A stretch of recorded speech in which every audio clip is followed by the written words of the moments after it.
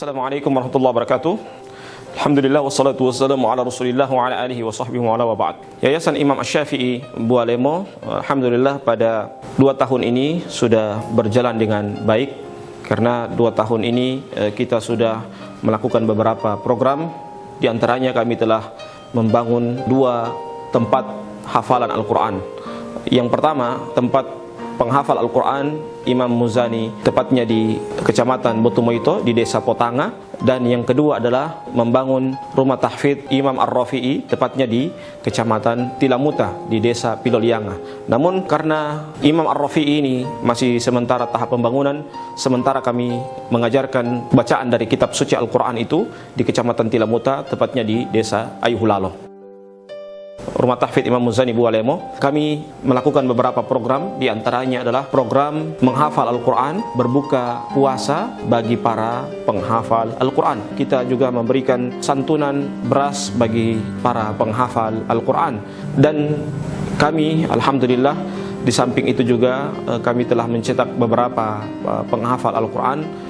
Dan di samping itu juga kami masih sangat membutuhkan uluran tangan dari para pemirsa semua, baik itu dari buka puasa, juga pembangunan dari rumah tahfidz Imam Ar-Rafi'i yang tepatnya di Kecamatan Tilamuta. Yang berikutnya juga adalah pembelian dari mushaf Al-Quran, karena mereka sekarang masih kekurangan dengan mushaf Al-Quran, sehingga mereka mempergunakan mushaf Al-Quran yang mereka telah dapatkan dari kami. Hanya sekedar beberapa orang saja yang mendapatkan mushaf dari Al-Quran tersebut.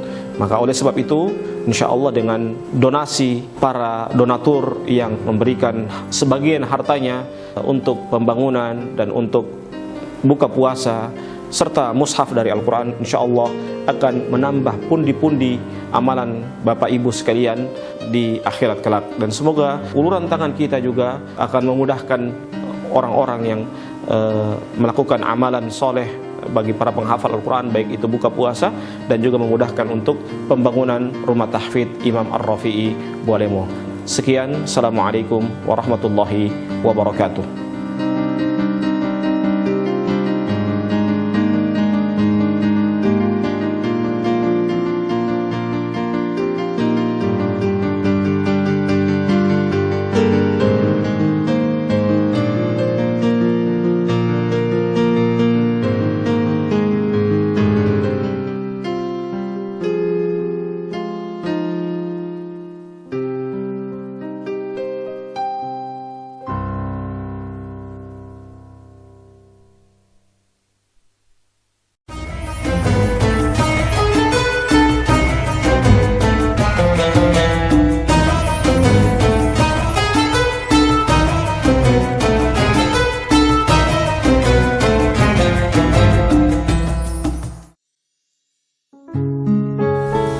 Bismillahirrahmanirrahim. Assalamualaikum warahmatullahi wabarakatuh. Alhamdulillahi ala ihsanih wa syukru lahu ala taufiqihi wa amtinanih. Ashhadu an la ilaha illallah wahdahu la syarika la ta'ziman li sya'nih. Wa ashhadu anna Muhammadan abduhu wa rasuluh ad-da'i ila ridwanih. Salawatullahi wa salamuhu wa ala ikhwanih. Para pemirsa dimanapun Anda berada, alhamdulillah kita bersyukur kepada Allah subhanahu wa ta'ala. Di hari ini kita masih dalam keadaan sehat walafiat, melaksanakan ketaatan kepada Allah subhanahu wa ta'ala. Karena segala macam aktivitas yang kita akan lakukan, semuanya akan dimintakan pertanggungjawaban di hadapan Allah subhanahu wa ta'ala. Nabi kita yang mulia sallallahu alaihi wasallam bersabda dalam sebuah hadisnya, hadis yang diriwayatkan oleh Imam At-Tirmidzi dari sahabat Bara' bin Azib radhiyallahu taala anhu. Rasulullah sallallahu alaihi wasallam bersabda, "La tazulu qadam 'abdin yaumal qiyamah hatta yus'ala an arba'." Tidak akan bergeser kedua kaki seorang hamba sampai dipertanyakan 4 hal. 4 hal itu apa saja? Yang pertama, kata Nabi Muhammad SAW, an umrihi fima afnah, tentang umurnya, kemana dia habiskan umurnya tersebut. Kadangkala orang bangga ketika bertambah umurnya. Bahkan dia melakukan acara kebanggaan dia karena bertambah umurnya. Seharusnya ketika bertambah umur bukanlah buat acara yang meriah, tetapi yang dia lakukan apa? Ta'ziyah. Sebagaimana perkataan Hasan Al-Basri. Beliau mengatakan apa dalam sebuah perkataannya? Innama anta ayyam. Sesungguhnya kalian itu adalah beberapa rangkaian hari. Fa idza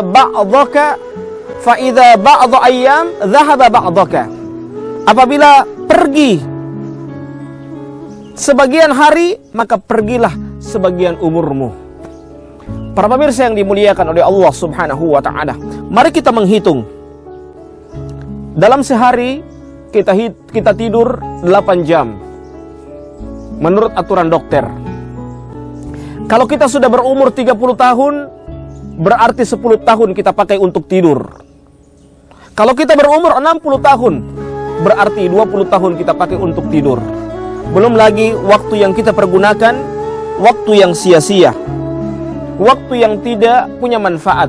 Padahal Nabi kita yang mulia SAW bersabda dalam sebuah hadisnya yang diriwayatkan oleh Imam Bukhari dan Muslim dari sahabat Abu Hurairah radhiyallahu ta'ala anhu, Rasulullah sallallahu alaihi wasallam bersabda, "Min husnil islamil mar'i tarkuhu ma la ya'nih."